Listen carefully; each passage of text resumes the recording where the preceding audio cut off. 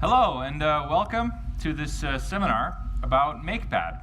Makepad is a new experiment I've been doing over the last 8 months or something in trying to make a new live coding tool that runs in a web browser but doesn't abuse the GPU like a heating element as a shader toy often does. So Makepad is a live coding environment based on JavaScript. I know that's the language everybody loves to hate, but actually if you're hot reloading code, it's actually kind of a nice JIT that just allows you to hot patch pieces of code on the fly. And in building Makepad, I forced myself to dog food the whole thing because I built the editor and the entire UI kit in the framework itself. Because treating the GPU like a little bit like the way it's designed means that you have to build some kind of render engine. And my first requirement for that render engine is a 2D UI engine. So here we have a code editor that's entirely shader styled, and every bit of the UI as well. Even the little icon of the file tree is a little shader program that animates for the icon. So to show you what I mean, I first would like to start with a few demos of they're not, you know, they're a little bit educational demos. They're not all the way awesome, cool demos, but let's do them anyway. One of the problems that you run into if you're building essentially a UI kit on top of the GPU is how do you make it perform? How do you make it fast? And the way Makepad does that is essentially it defines an immediate mode UI API that projects straight into instanced arrays. So to just give you an idea of what that means, here's 4 sliders. As you can see in the log window at the bottom, I'm logging the value of the slider. But if you're building a UI kit, you know how slow it can be to spawn and mutate bits of the UI. To just give you an idea of Makepad, I'm going to make a bit more sliders, 40 sliders, 400 sliders, 4,000 sliders, make them a bit smaller, 40,000 sliders. And the UI is still completely responsive. You can spawn this many UI elements that are still interactive and still operate as sliders, as you can see here. I can also make them a bit bigger. They're still functional UI elements, except they've been transported almost entirely to the GPU. Another little example is here. This is actually something that you would be hard-pressed to build using a shader toy, because if you build this in a pixel shader, you know, it's really, really not performant. This is actually a vertex shader little animation that unrolls the path of this tree onto the vertex shader itself. So that means that you can animate 10 to 100,000 elements smoothly, even on mobile devices. So if you approach building UI in a way that you can project it into a very few amount of draw calls, even mobile devices are completely available to run these kinds of UIs on. So the goal of Makepad is to be able to edit itself, and just to show you that it can, here is Makepad running inside Makepad. So I've been able to edit the editor itself. And to give you an idea of the live reloading performance, I'm just modifying a piece of the layout code of the UI. It's about 30, 40 milliseconds hot reload for the whole developer environment itself. And that means that I feel like I'm on the right track. If you can do this for the environment itself, it's going in the right direction.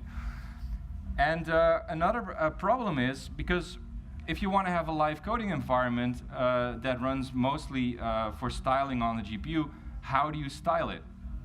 If you look at GLSL, it's a separate language. It has all these barriers of passing data into the GLSL that you have to put into attribute arrays or textures, or you have to do all these kinds of manual mapping of essentially array offsets to names, which is actually traditionally what compilers have been designed to do. So what if we could make a compiler that fills that whole data gap? And that's essentially what Makepad does. It statically compiles JavaScript to the GPU. And I want to show you a little example of that with just a random noise function.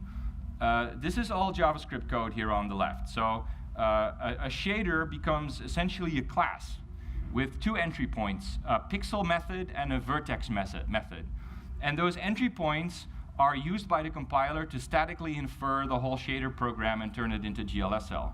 But the nice thing is I can now also remove any kind of data barrier between JavaScript and these kind of draw primitives. So here I inherit from a quad shader, which is essentially just two triangles.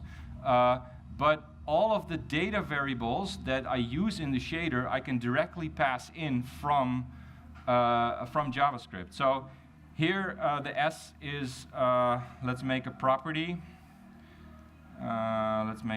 What is it? Oh yeah, okay. This dot prop is 1. This dot prop. This should work. Hold on. Okay.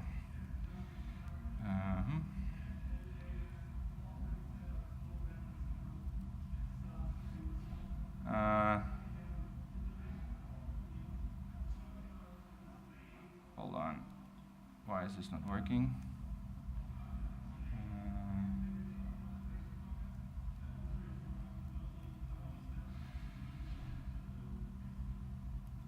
Okay. I might have to actually not refactor my code 5 minutes before I present. But here you can see I've mapped a value that goes into the shader by just defining it as a property on the class. You can use this in shaders now, which is sort of the backbone of the class instance. And then you can draw with a different value. So let's make this a little smaller. And let's draw another instance of it. And then change the data. Right? Let's put a for loop in there. Let's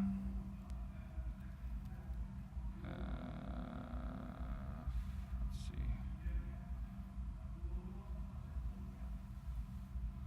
Right? So here you see how you can just take JavaScript variables and just pass them straight into the shader instances. And this actually generates a whole bunch of stuff. It generates an attribute definition for the vertex shader and maps all the variables through from JavaScript to the shader. And this is sort of the essence of the stylability of the UI. You get a little program for your pixel shader, and you use it to style elements. So for instance, here I have the button shader. I think I can do, here you can see the buttons that are in my UI. And I draw the outlines of the buttons here with a little pixel shader API, which is an idea from a shader toy by Panic. It's essentially a canvas API, but it runs in a pixel shader. It has a bit of state, it has a shape, it has a shape here. And it has for the rest, it has a fill and a stroke and those kind of vector APIs.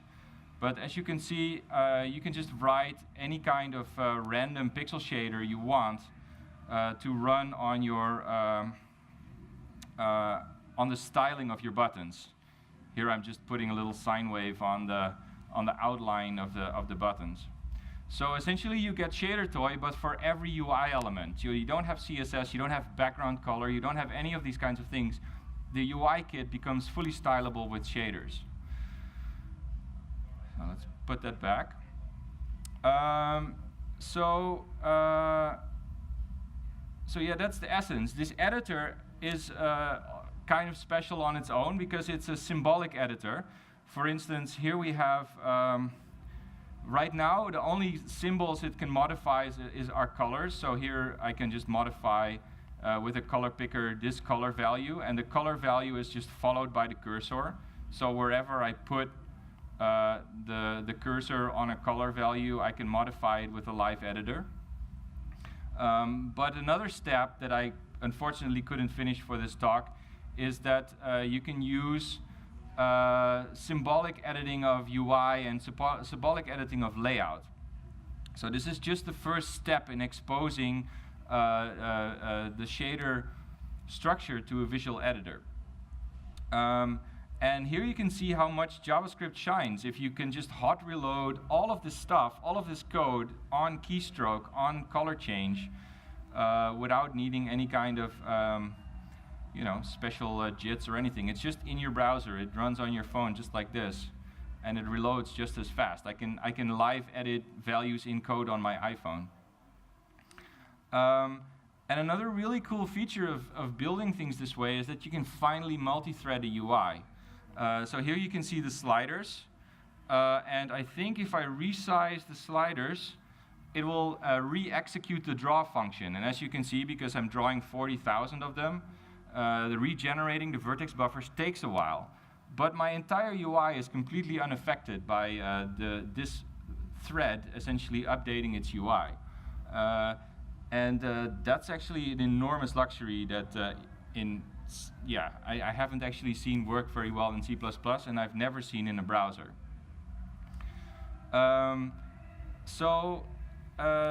This is the idea, to build a new kind of live coding environment that can hopefully bridge the gap between how GPUs are architected and how people would like to use shader toy. Because right now, none of the shader toy examples remotely work on a phone. In a VR device, it's highly speculative, and as the resolution goes up, none of these things work either. So even unless you have like enormous video game level GPUs, but that's a bit of a waste of the massive market penetration of everybody having these GPUs in their phones today, in their cheap Chromebooks today, in their iPads today. This is an open source project. It's you can if you Google Makepad, the first link will throw you in this editor. It doesn't have a backend yet, so I'm looking to launch this online with a backend soon, so that people can start to make applications and share them. And because everything runs in a worker, it should also be just as safe as the shader toy, which just has the shader exposed.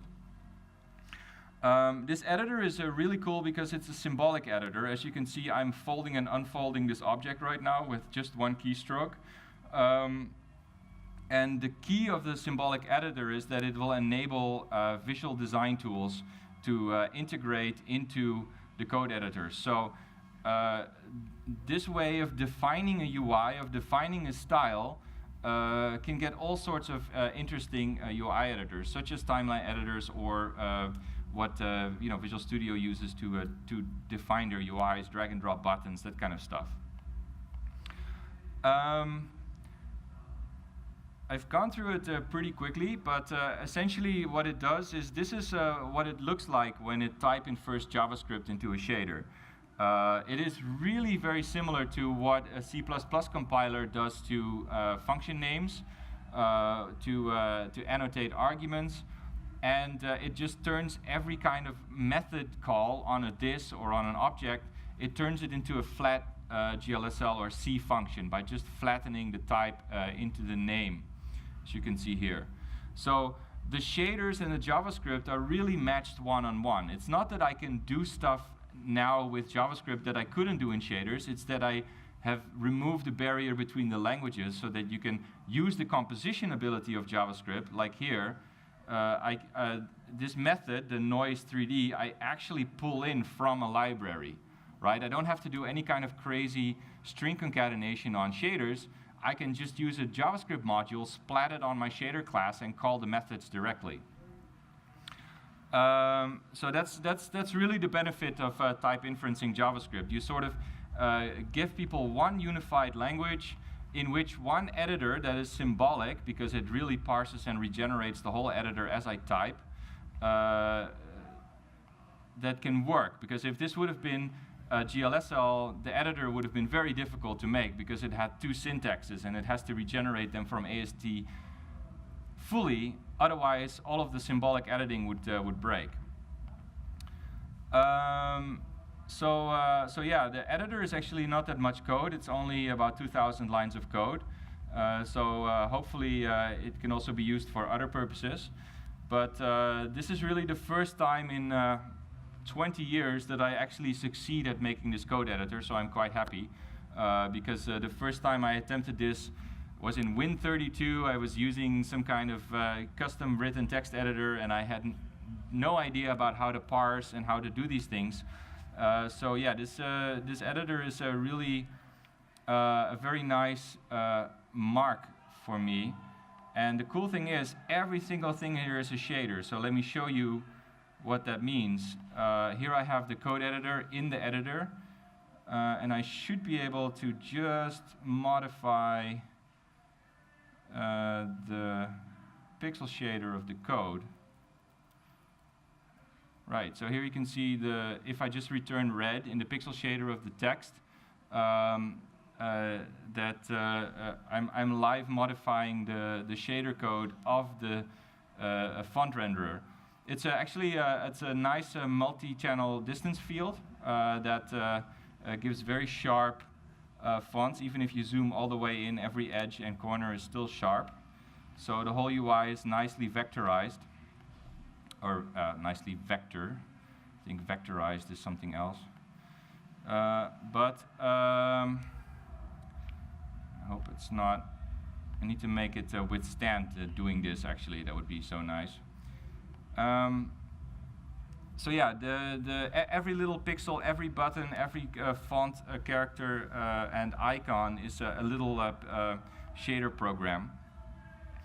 And I don't know if that's very interesting right now, but the UI framework that sits behind this entire UI, the component architecture, is actually very modern. It's sort of a branch from React and then refactored until I got rid of all the old ways I needed to do things to deal with HTML, because I can drop them using the GPU API.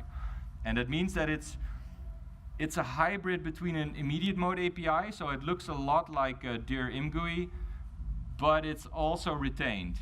And you need the retained to actually be able to do all sorts of nice state transition animation. So for instance, this tree icon here, actually I always draw the whole tree, except the things that are folded are drawn with font size 0.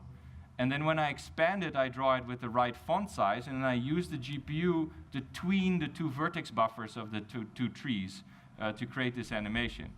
So it's that kind of stuff that you're like, oh, I had no idea I could run animation timelines independently for every single polygon, for every single character of a tree, because that's not something that you would normally get in a UI kit.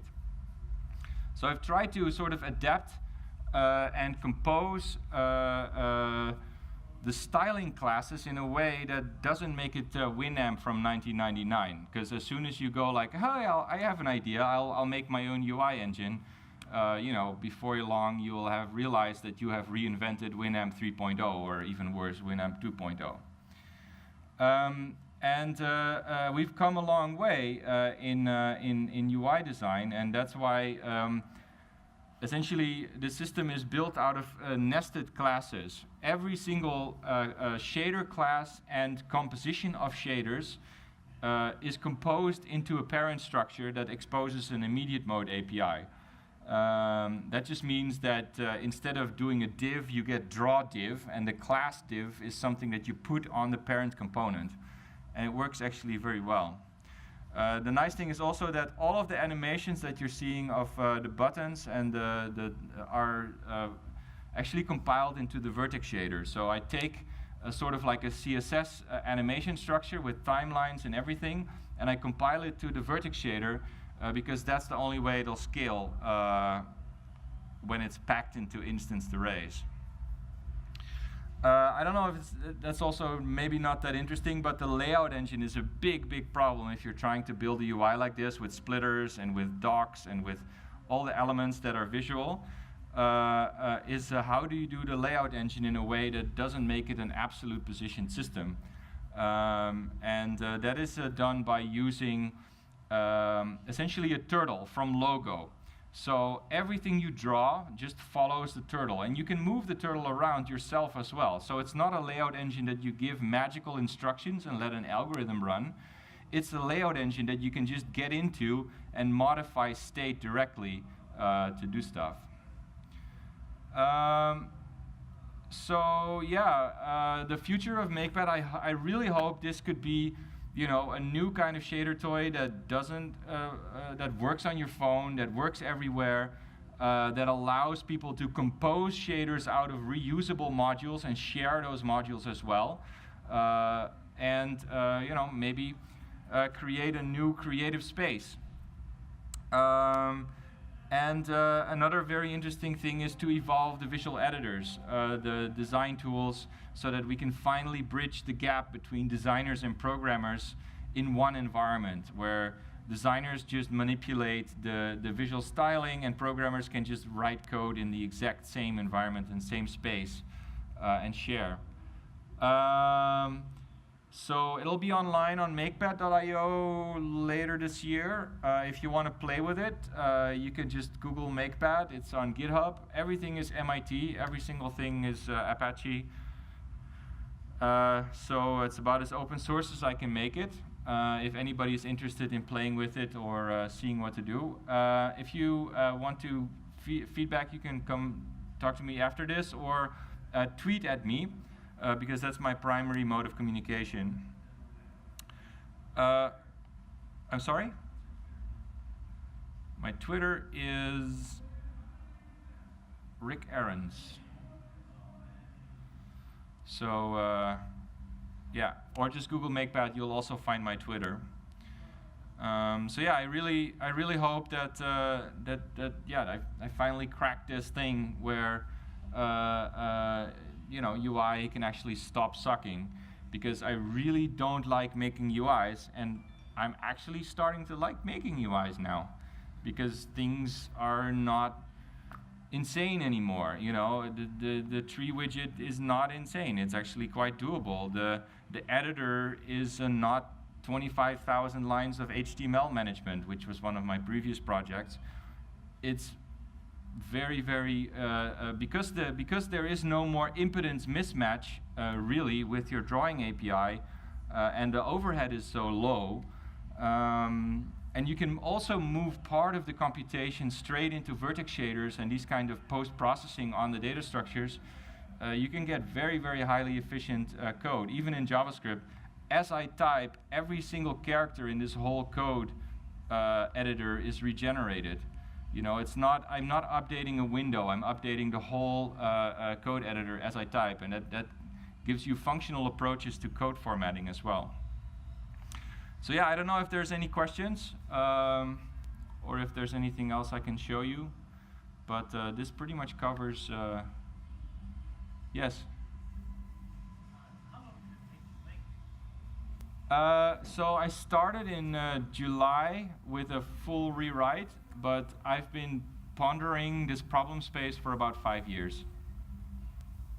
So, and I also refactored, since July I refactored 3 times already, because every time I get a little further with the complexity of the UI, like I just refactored it last week, otherwise I would have had more cool demos, but I essentially removed the API difference between things that are draw calls and things that aren't. right? So you can draw a rectangle with the same API into a draw call or into a instanced array. Which is really nice, because then all of a sudden you can make an Excel grid, or you can make a text editor out of tens of thousands of elements, and as the elements get focus, you can draw like 5 more layers of cursors and selections, and you know, you can switch the control to edit mode transparently with a lot more draw commands while still maintaining the performance of this UI, because I really do think that it's much faster than even any C++ API right now, because there's no, it just makes arrays. It's just JavaScript that makes arrays with a nice API on it. So. Sorry, just yeah, it's really, really cool. I was just wondering, 2 questions. Is there, do you think there's a possibility in the future for someone to make a C# version of this? And also, this is obviously very good for prototyping, but if you wanted to take what you've built into some production, is there like a library that you could include just to run it?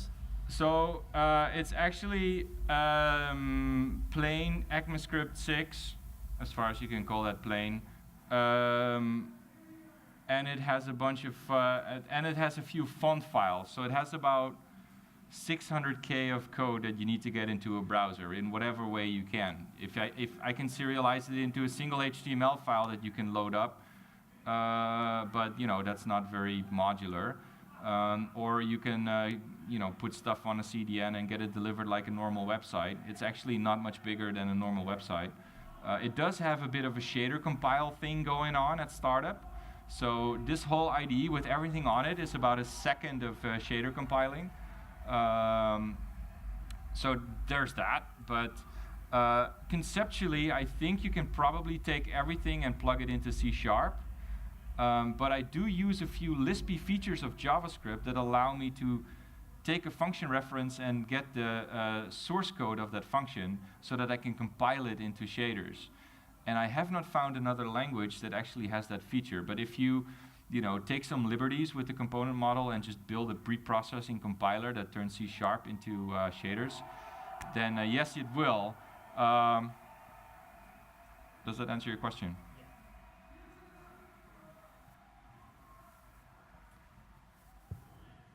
It sounds like so let me get this straight. The UI, all the draw calls are all GPU based then, right? Yeah, yeah. So does this mean that like, do you have any thoughts on like browser compatibility for this? I mean, if I were to run this in like, it even runs on your Xbox in Edge, yeah. So it's pretty great actually. WebGL, if you don't do any crazy things, is probably the most compatible technology that I've ever encountered. I think it just beats plain HTML right now. So cross-browser, I try to fix all the problems I run into, and I really try to test on Safari, Firefox, Chrome, and Edge. right. So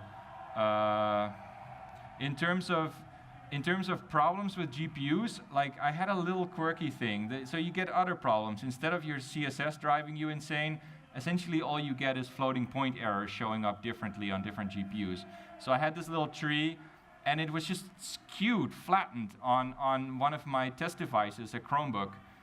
And I was like, why? Because I was taking a vector of unit size, rotating it, and adding it, and rotating and adding it.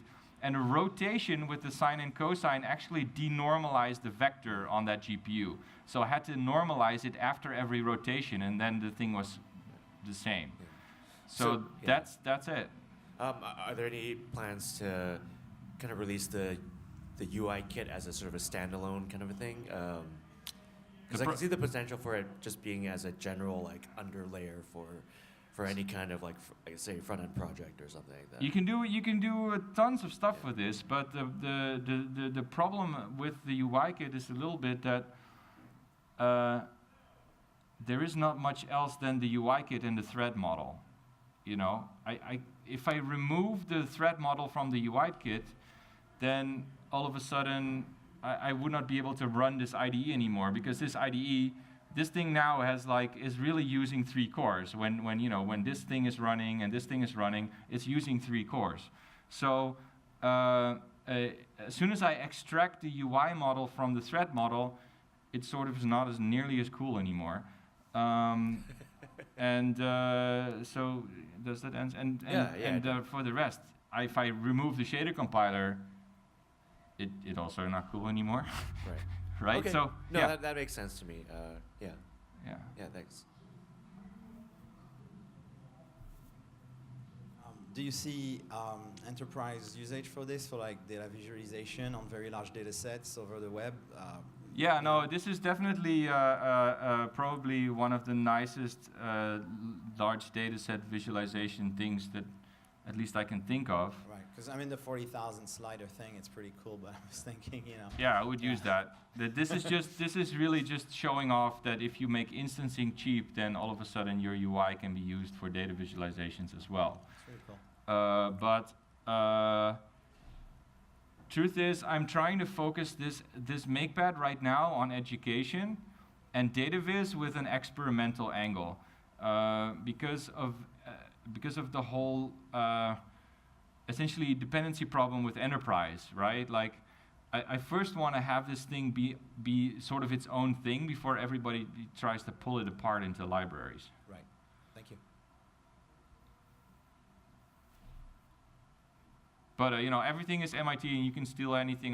You copy any idea, because I also freely, you know, like the drawing API was a brilliant idea from Panic that I refactored into this API, and it really fully solved the way to interact with the shader as a drawing API, I think, because it's just a canvas API and a pixel shader, and you don't have to think in 4 vectors that you need to blend with alpha correct. What? You know, it's 4 a.m. I just want to draw a fucking rectangle. Sorry, right? So you don't want to think about those things, and this API really fixes that. So you know, I take inspiration from a lot of things, and that's also why I open source everything as freely as I can, because if people want to reuse it, or you know, it's a collaborative effort to explore the space.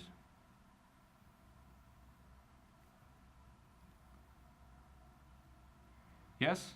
All right. Well, thank you very much. Check it out online, and I hope everybody can start using it later this summer. I'm doing my very best. Thank you.